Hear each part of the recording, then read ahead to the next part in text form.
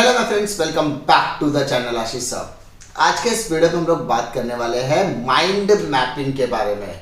ये एक तरीके का आपको कॉन्सेप्चुअल होगा जिसमें आपको थोड़ी सी अंडरस्टैंडिंग भी अगर होगी, आप उसको अपने आप से रिलेट कर पाओगे तो आपके लिए बहुत ज़्यादा फायदेमंद साबित होगा। जिसमें हम माइंड मैपिंग करेंगे।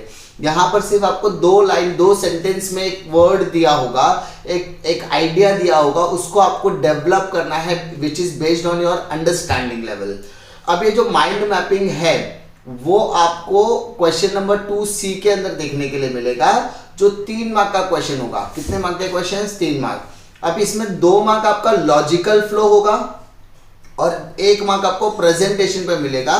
इस तरीके से आपको टोटल 3 मार्क अलोकेट किए जाएंगे। ठीक है, आई होप आपको इसमें समझ में आएगा कि 3 मार्क का माइंड मैपिंग है, बहुत इजी है। ऐसा नहीं कि आपको उसमें बहुत ज्यादा मशक्कत करनी पड़ेगी, बहुत ज्यादा दिक्कत आपको आने वाली है, बिल्कुल नहीं। तो आप लोगों से गुजारिश है कि वीडियो को एंड तक देखोगे तो आपके ये 3 मार्क अच्छे से रिकवर हो जाने वाले हैं। तो देखो यहाँ पर मैं सबसे पहले शुरुआत करते हैं। क्या दिया क्वेश्चन में? देखो सबसे पहले क्वेश्चन में दिया है develop a mind mapping to frame और design using your ideas and thoughts concept to illustrate and develop a topic effects of music. यानी आपको इफेक्ट्स ऑफ म्यूजिक, इस पर आपको अपने आइडियाज को क्या करना है? डेवलप करना। अच्छा, इसमें हमको सिर्फ हिंट्स दिए हैं क्या? नहीं। क्या इसमें हमको कुछ इनपुट दिया गया है क्वेश्चन में? नहीं। हमें सारे के सारे इनपुट्स हमें खुद डालना है। तो हमारे थॉट प्रोसेस के हिसाब से हम जो भी इसमें डेवलप करेंगे वो सभी का सभी चीजें हमारे अचीवेबल होगी। हम लोगों को इस पर मार्क्स दिया जाएगा। आपको 3 में से 3 नहीं तो 2.5 या 2 तो मिलना गारंटीड होता है, क्योंकि ये आपका पर्सनल रिस्पॉन्स जैसा ही माना जाएगा। लेकिन यहाँ पर आप अपने कॉन्सेप्चुअल बेसिस पर काम करते हैं। ठीक है, सबसे पहले हम यहाँ पर बात करते हैं इफेक्ट्स ऑफ म्यूजिक की। अब यहाँ पर आपको माइंड मैपिंग करते समय आपने समरी बनाया होगा, आपने ड्रामेटिकल बनवाया होगा, या आपने कोई शेप बनाया होगा, ट्री डायग्राम बनाया होगा, या आपने उसको पाई चार्ट की शक्ल दी होगी। तो आपको कोई भी एक शेप को अडॉप्ट करना है और उसके हिसाब से आपकी माइंड मैपिंग करनी है। ठीक है, तो सबसे पहले मैं मानता हूँ इफेक्ट्स ऑफ म्यूजिक, यानी इफेक्ट ऑफ म्यूजिक, यानी अगर आप गाना सुनते हो तो उसका आपके ऊपर क्या इफेक्ट पड़ता है उसके बारे में आपको बताना है। ठीक है, तो सबसे पहले मैं यहां पर लिखता हूं effects of music. Effects of music. अब मुझे लगता है इफेक्ट्स ऑफ म्यूजिक को मुझे इस तरीके से बॉक्स करना चाहिए। आप चाहो तो ऐसा चौकोन वाला बॉक्स, रेक्टेंगुलर शेप का बॉक्स भी बना सकते हैं। अब इफेक्ट्स ऑफ म्यूजिक मेरे हिसाब से 3 तरीके के इफेक्ट्स होते हैं। पहला, ये फिजिकल इफेक्ट करता है। ठीक है, आप इसको चाहो तो बॉक्स की शक्ल दे सकते हो, इट डिपेंड्स ऑन योर। ठीक है, आप उसको किस तरीके से प्रेजेंट करना चाहते हैं आप कर सकते हैं, इसमें आपको कोई भी रेस्ट्रिक्शन नहीं है। ठीक है, सेकंड, हम लोग बात करते हैं सेकंड टाइप के इफेक्ट की। ये आपके आपको मेंटल इफेक्ट। ठीक है, आपके दिमाग तौर पर भी आपके इफेक्ट पड़ता है। अच्छा, वो इफेक्ट पॉजिटिव भी हो सकते हैं और नेगेटिव भी हो सकते हैं। तो फिलहाल हम लोग पॉजिटिव इफेक्ट्स की बात करेंगे। एंड तीसरा हम लोग इफेक्ट डालने की कोशिश करेंगे, दैट इज आपके इमोशनल क्वेश्चन पर क्या इफेक्ट पड़ता है। आपने सुना होगा ना, इमोशनल क्वेश्चन के ऊपर बहुत ज़्यादा फर्क पड़ता है गानों का। आप लोग ने देखा होगा, अरिजीत सिंह के गाने सुनते तो होंगे, ऐसा नहीं कि नहीं सुनते होंगे। जब किसी का दिल टूटता है तो बोलते हैं अरिजीत सिंह के गाने गाने चाहिए। पहले पंकज उधास जी के गाने गाए जाते थे। ठीक है, एक दौर होता है हर सिंगर का जिसको एक टैग दे दिया जाता है। अगर आपका दिल टूटा है तो आप अरिजीत सिंह के गाने गाओ, पार्टी सॉन्ग करना है तो आप बादशाह के, हनी सिंह के गाने गा सकते हो, मीका सिंह के गाने गा सकते हो। तो वो आपको पार्टी मूड में, ये एक इमोशनल क्वेश्चन है कि आप उस पर्टिकुलर वे में किस तरीके से म्यूजिक को अडॉप्ट करते हो। आप साइलेंट तरीके से बैठे हो, एकदम शांति से आप तो आप जुबिन के गाने सुनना पसंद करते हो, तो वो सोनू निगम के गाने सुनना पसंद करते हो। आप अगर 2000 के टाइम में जाओगे तो आप शान, उदित नारायण साहब के गाने सुनना पसंद करते हो। तो ये क्या है? आपका एक क्वोशंट लेवल है। आप एक इमोशनल इफेक्ट करता है आपके उस पर्टिकुलर मेंटालिटी पर भी। ठीक है, तो इफेक्ट्स ऑफ म्यूजिक 3 तरीके के हो गए, फिजिकल इफेक्ट, दूसरा मेंटल इफेक्ट और तीसरा हमारा क्या हो जाएगा? Emotional effect. अब फिजिकल इफेक्ट कैसे होता है? ठीक है, आप फिजिकल इफेक्ट किस तरीके से इलैबोरेट कर सकते हैं? सबसे पहले आपने देखा होगा गाना सुनते सुनते लोग जॉगिंग करते हैं, तो ये कहीं ना कहीं आपको फिटनेस का मंत्र भी है कि भाई साहब अगर आप अपनी हेल्थ को इम्प्रूव करना चाहते हैं तो इम्प्रूव दी हेल्थ, अगर आप हेल्थ को इम्प्रूव करना चाहते हो तो यस आप म्यूजिक का सहारा ले सकते हो। अगर आप अपने हम लोग ऐसा बोलते हैं ना कि एक पर्टिकुलर चीज़ कि जॉगिंग करने के टाइम पे, फिटनेस अडॉप्ट करने के टाइम पे, स्टैमिना बूस्ट करने के लिए गाने का इस्तेमाल किया जाता है। आप अगर कहो तो आपका बोलते हैं ना एक एक्सरसाइज में ज़्यादा मदद करता है, ठीक है, हेल्प्स इन एक्सरसाइज, ठीक है, एक्सरसाइज में आपको क्या करता है, मदद करता है। तो ये बहुत ज़्यादा इंपॉर्टेंट चीज़ हो जाता है कि भाई साहब हमको क्या करना है, उसका एडवांटेज लेना है। अब मेंटली तौर पर आपको क्या क्या फ़र्क पड़ सकता है, सबसे पहले गाना कैसे लंबे समय तक आपको याद रहता है, तो आपकी मेमोरी को बूस्ट करने का भी काम करता है। कभी कभी बोलते हैं ना हम कोई भी चीज़ें हैं उसको अगर आप गाने की शक्ल दे दो तो वो आपके लंबे समय तक आपके दिमाग में रहती है। तो कहीं ना कहीं आपको गाना जो म्यूज़िक है वो आपके मेमोरी को बूस्ट करने की भी कभी कभी कोशिश करता है। आपको सीखने में अगर आपने लर्निंग करनी है तो आपको सुनना तो पड़ेगा। अगर आप लिसनिंग नहीं करोगे तो आप लर्निंग नहीं कर सकते। तो लर्निंग में भी मेंटल इफेक्ट यानी म्यूजिक आपको लर्निंग में भी क्या करता है, मदद करता है। म्यूजिक आपको फोकस में भी शायद मदद कर सकता है। फोकस मतलब मोटिवेटेड रहते हैं हम, सुनती पूरी बात है, सुनने के बाद हमको लगता है कि नहीं भाई अपने को ये काम करना है, अपने को काम करना ही पड़ेगा, तो वो क्या है, फोकस। तो म्यूजिक आपके फोकस में भी क्या करता है, मदद करता है और आपको एक तरीके का रिलैक्सेशन देने का काम करता है। रिलैक्सेशन इन माइंड को रिलैक्स करने का भी काम करता है। अब इमोशनल तरीके पर रहता है। इमोशनल में आपको क्या कि आपको अगर किसी भी तरीके का फेयर होता है, अगर आप किसी भी तरीके की एंजाइटी होती है तो उसको रिड्यूस करने का भी काम करता है ना। आपको motivated, if you want to stay motivated, कुछ करिए रस मेरी बोल है, ये क्या है, आपको एक मोटिवेशन देने का काम करता है। तो कुछ गाने ऐसे होते हैं, कुछ म्यूजिक ऐसे होते हैं आपके अंदर मोटिवेशन लाने का भी काम करता है। तो मोटिवेशन भी आपको एक तरीके का क्या होता है, इमोशनल क्वेश्चन के अंदर आ सकता है। उसके बाद आपको हमेशा पॉजिटिविटी रखने का भी काम, पॉजिटिविटी लाने का भी काम कर सकते हो। तो आप अपने हिसाब से इसको डेवलप करो और डेवलप करके उसको प्रेजेंट करने की कोशिश करो। आप कैसे भी प्रेजेंट कर सकते हो, ठीक है, मैंने इस तरीके से प्रेजेंट किया। आप ऐसा कर सकते हैं, इफेक्ट्स ऑफ म्यूजिक, उसके ऐसा करके 3 पार्ट या 2 पार्ट, आपको जितना याद आता है आप उतने तरीके से एडवांटेज कर सकते हो। फिजिकल इफेक्ट आपने क्लासिफिकेशन ना करके खाली उसके एडवांटेजेस बताने की कोशिश की, कैसे कैसे होता है, तो भी वो आपको बहुत ज़्यादा मदद करेगा माइंड मैपिंग के लिए, ठीक है। नेक्स्ट की तरफ हम लोग बढ़ते हैं। Develop a mind mapping frame design using the ideas, thoughts, concept to illustrate benefit of English language. अब आपके को इंग्लिश लैंग्वेज का बेनिफिट बताने का है।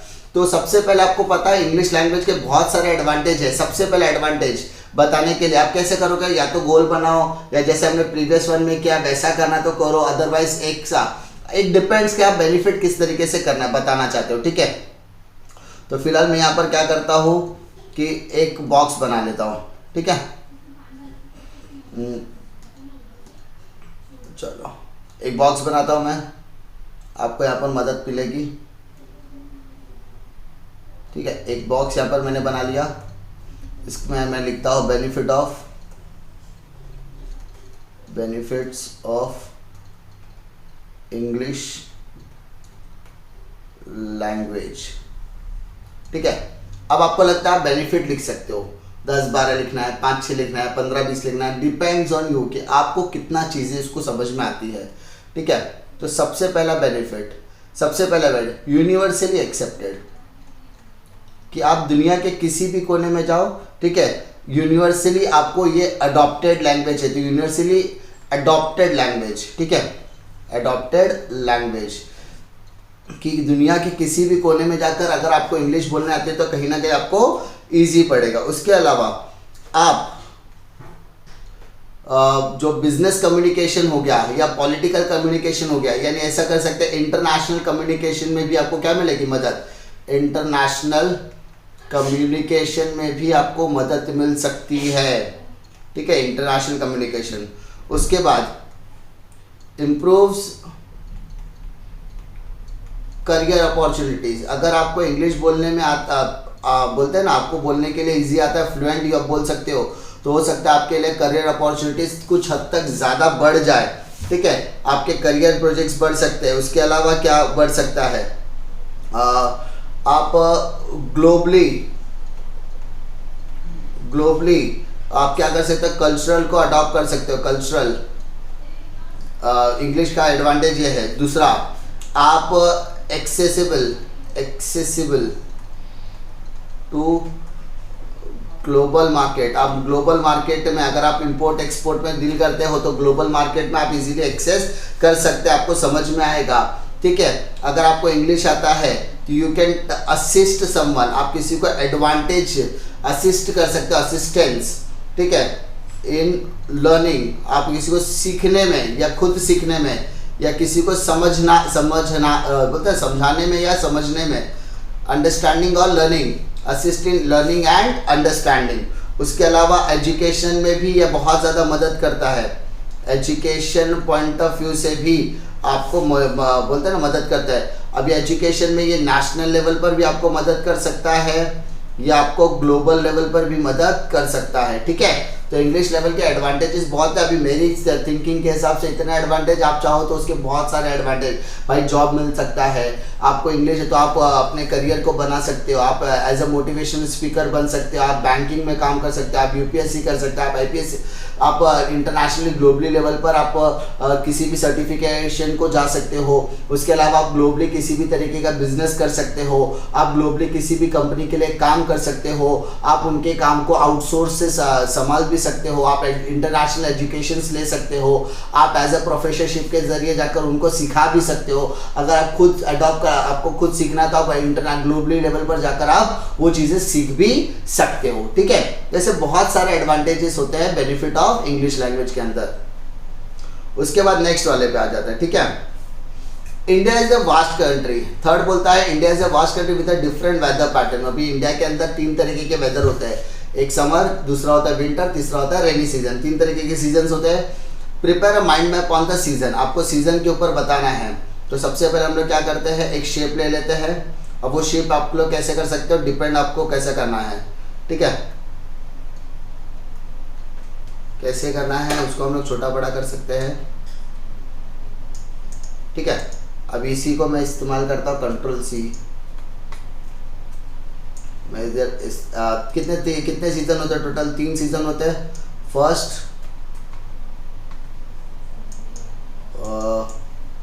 2 सीजन हो गए, ये होगा समर, तीसरा हो जाएगा मानसून। ठीक है, there are how many types of season, 3 तरीके के सीजन होते हैं। ठीक है, तो सबसे पहले हम लोग क्या करेंगे, यहाँ पे लिखेंगे द सीजन, द सीजन्स,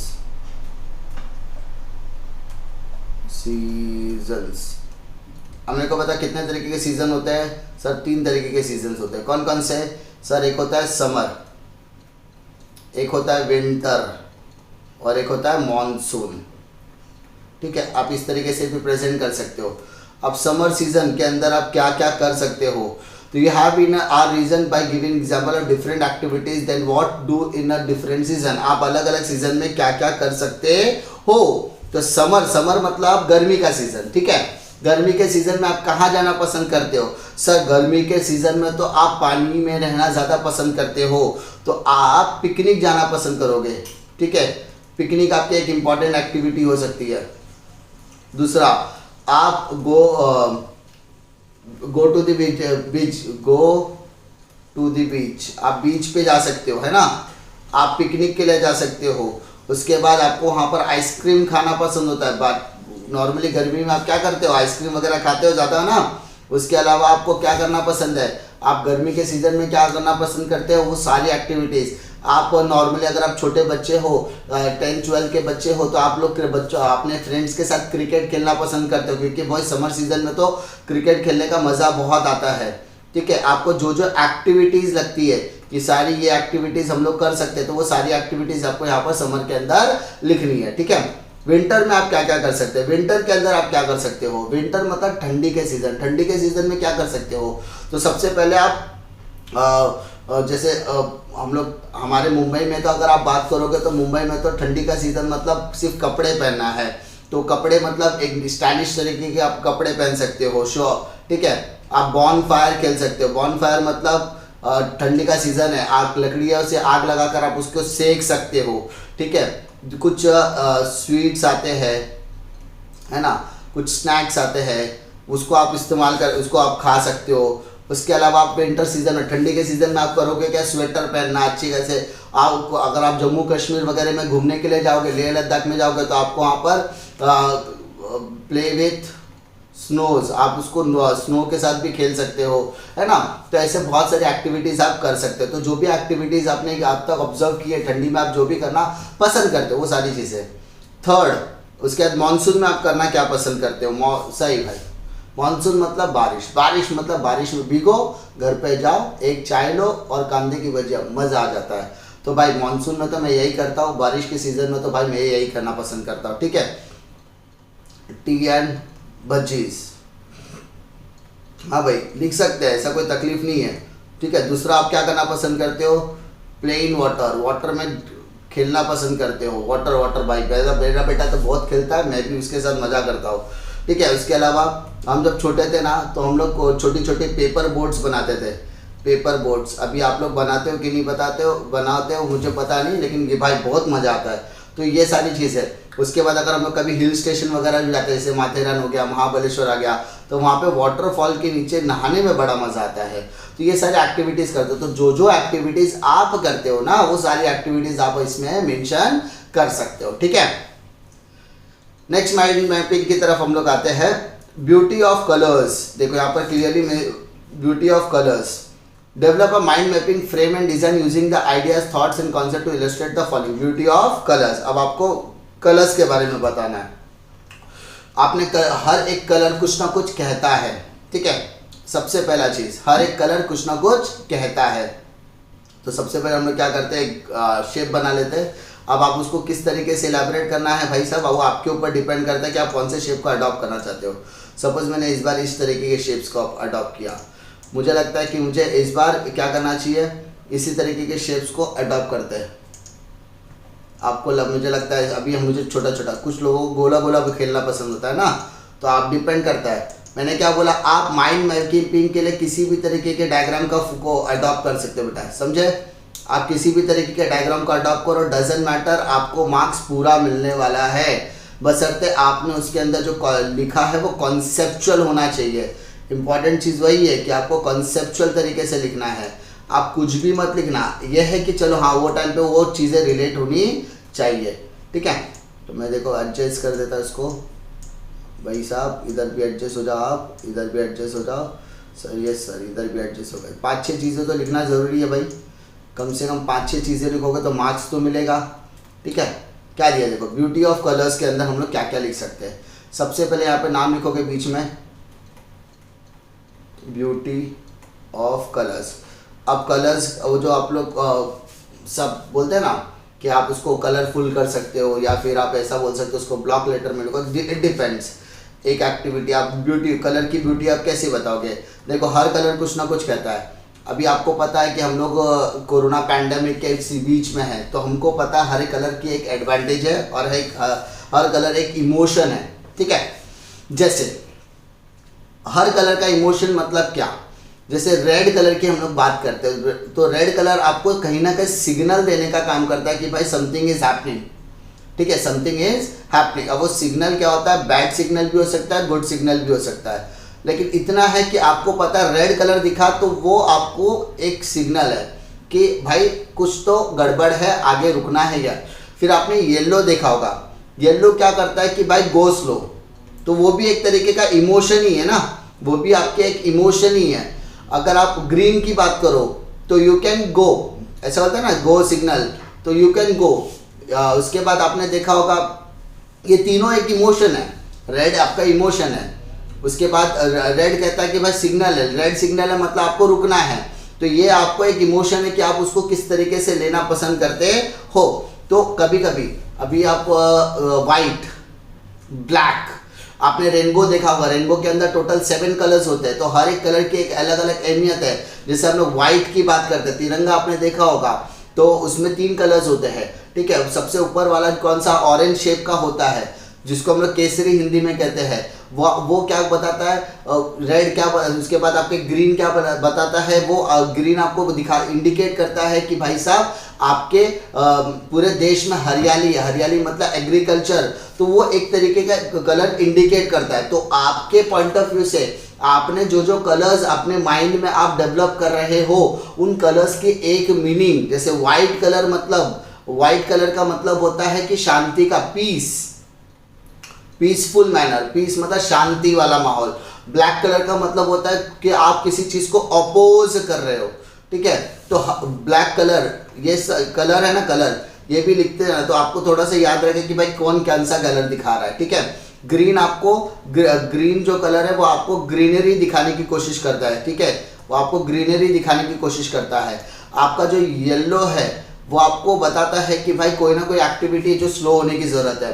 तो आप अपने पॉइंट ऑफ व्यू से ईच एंड एवरी चीजें आप क्या करो, 4-5 चीजों को कोलैबोरेट करो। जैसे आपको रेनबो को कोलैबोरेट करो, या आप तिरंगे को याद करो, आपको सब समझ में आएगा कि भाई कौन सी चीजें कैसे इंडिकेट करें। आपने कुछ ना कुछ तो पढ़ा होगा, तो वो सारी चीजें आपको वहां पर क्या करना है, क्योंकि हर कलर के अंदर एक इमोशन होता है, हर कलर के अंदर क्या होता है, एक इमोशन होता है, यू कैन नॉट डिनाई। जैसे सफेद कुर्ता, उसके ऊपर अगर लाल कलर पड़ जाए तो वो क्या होता है, एक इमोशन है। क्या इमोशन है सर, वो इमोशन होता है, कभी किसी के दुख का इमोशन होगा, कभी किसी के खुशी का इमोशन होगा।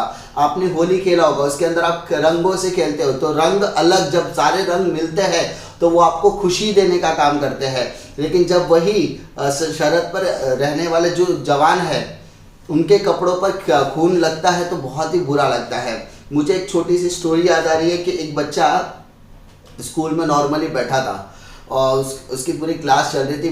टीचर ने उसको कहा कि तिरंगे में कितने रंग होते हैं, तिरंगे में कितने रंग होते हैं ये बताओ। तो सब बच्चे अपना अपना आंसर दे रहे, तो वो बच्चा एकदम शांति से बैठा था। टीचर ने पूछा, बेटा तुम नहीं बताओगे तिरंगे में कितने रंग होते हैं? तो उसने कहा, मास्टर जी तिरंगे में टोटल 5 रंग होते हैं। तो टीचर जी भड़क गए कि 5 रंग कैसे हो गए?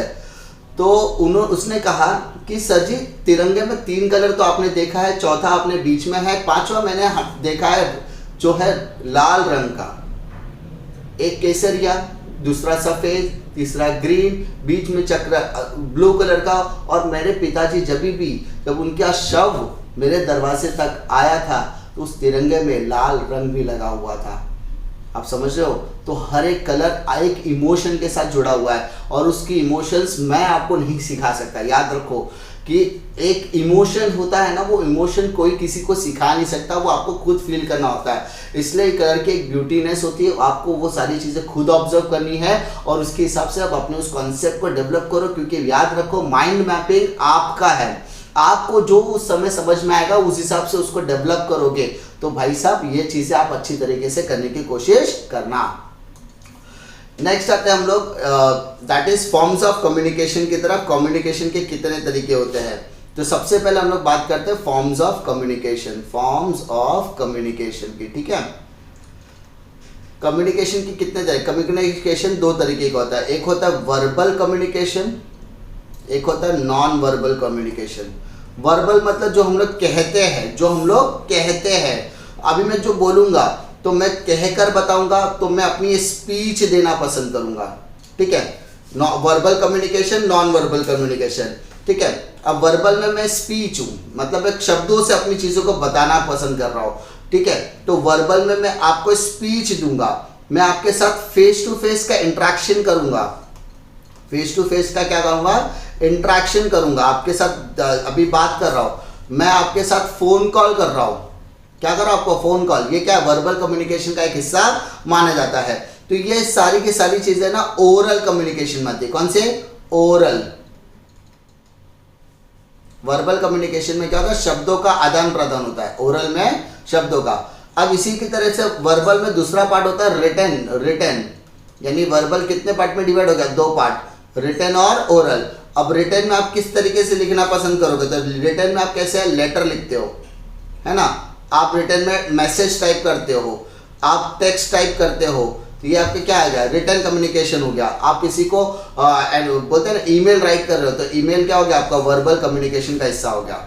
अब नॉन वर्बल मतलब जहां पर आप शब्दों का आदान प्रदान, ऐसे आपके प्रेजेंस है, मतलब आप क्या लिखना कुछ नहीं चाहते, जैसे मैं भी आपको माइंड मैपिंग सिखा रहा हूं, तो वो पाई चार्ट हो गया, वो ग्राफ हो गया, ग्राफिकल रिप्रेजेंटेशन हो गया। मैं आपको माइंड मैपिंग से ट्री डायग्राम बता रहा हूं, है ना, ये भी क्या एक तरीके का नॉन वर्बल है, ठीक है। आपका बॉडी लैंग्वेज होता है, वो बॉडी लैंग्वेज भी बहुत कुछ कहता है, तो वो नॉन वर्बल कम्युनिकेशन के अंदर आ जाता है। कभी कभी क्या अपीयरेंस भी बहुत ज़्यादा इंपॉर्टेंस होता है कि भाई साहब वो आया है तो बहुत ज़्यादा इंपॉर्टेंस है।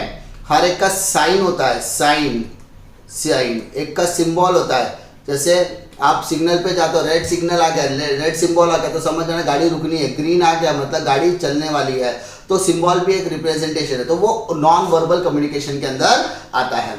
उम्मीद करता हूँ कि माइंड मैपिंग जैसे इजी टॉपिक में आपको समझने में दिक्कत नहीं आएगी कि किस तरीके से डेवलप करना। फिर से मैं कह देता हूँ, माइंड मैपिंग एक ऐसा टॉपिक है जिसको किसी के सिखाने से नहीं आएगा, आप उसको जितना प्रैक्टिस करोगे आप अपने हिसाब से उसको डेवलप करो, क्योंकि इसमें जीरो आपको नहीं दे सकता कोई।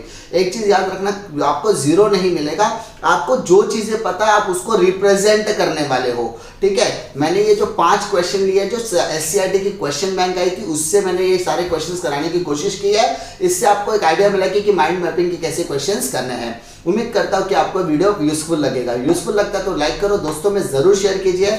इसी तरीके की वीडियो के लिए चैनल पे बने रहिए। मिलता हूं मैं आपको अगले वीडियो में एक और नए लेक्चर वीडियो के साथ, तब तक के लिए जय हिंद।